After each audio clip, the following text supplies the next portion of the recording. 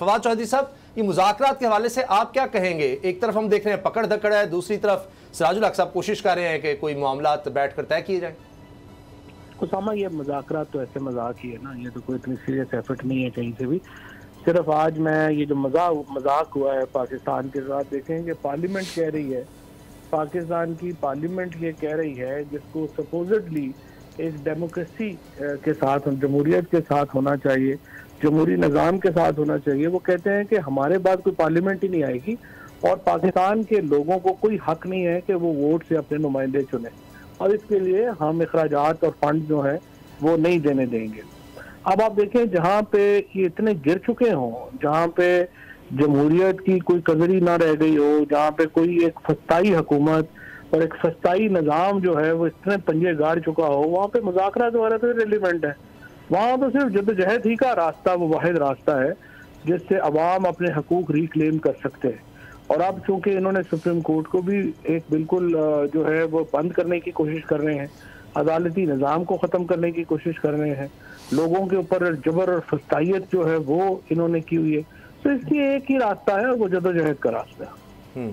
सिद्दीक, वहाँ से ये बताएं, जद्दोजहद का रास्ता तो है, क्या हिकमत अमली होगी आपकी? अगर ये तो खुलम खुला खड़े हो गए ना सुप्रीम कोर्ट के सामने आके कि जो हमारा करना है कर लें। आज कायमा कमेटी में जिस तरह की जबान इस्तेमाल हुई सुप्रीम कोर्ट के लिए, सुप्रीम कोर्ट के जजेस के लिए, वो तो बड़ी ही अफसोसनाक और शर्मनाक है। तो क्या करेंगे आप इस सब के खिलाफ?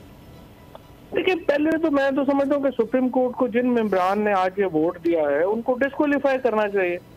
आर्टिकल 68 जो है यहाँ पे मौजूद है, आर्टिकल 204 मौजूद है, आर्टिकल 190 मौजूद है।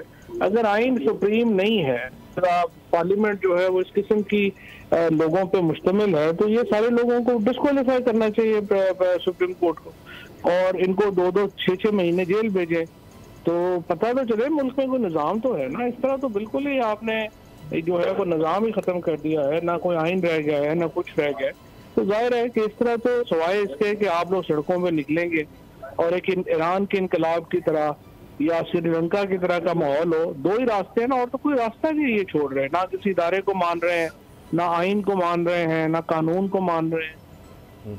ज़मीन फवाद साहब, ऐसी कोई पॉसिबिलिटी एग्जिस्ट करती है कि इन मुज़ाकरात के नतीजे में कोई ऐसा ब्रेक थ्रू हो कि एक ही मौके पर कौमी और सूबाई इलेक्शन के जो इंतखाबात हैं उस पर PTI रजामंद हो जाए? कौन से मुज़ाकरात? अभी तो कोई मुज़ाकरात है नहीं, जब होंगे तो फिर देखेंगे। और हम मुज़ाकरात जो है वो कंसेंसस से आइन तो नहीं डिफीट हो सकता, आपने आइन के मुताबिक ही चलना है, आइन के मुताबिक चलेंगे तो आगे बढ़ सकते हैं। अगर आपको ये वीडियो पसंद आई तो सब्सक्राइब करें और बेल पर क्लिक करें। हवाए नफ्स की है हुक्मरानी, लुटेरा कर रहा है पासबानी। बोल न्यूज के मार्केटिंग हेड आकाश राम ताहा लापता, तफ्तीशी इदारे जवाब देने से कासिर, अहले खाना परेशान, बेटे की जुदाई में माँ गम से निढाल। जो बच्चो हिंदू हुआ पर आए थे जो को पाकिस्तानी, मुझे मेहरबानी करे पंजो आकाश वापस कयो।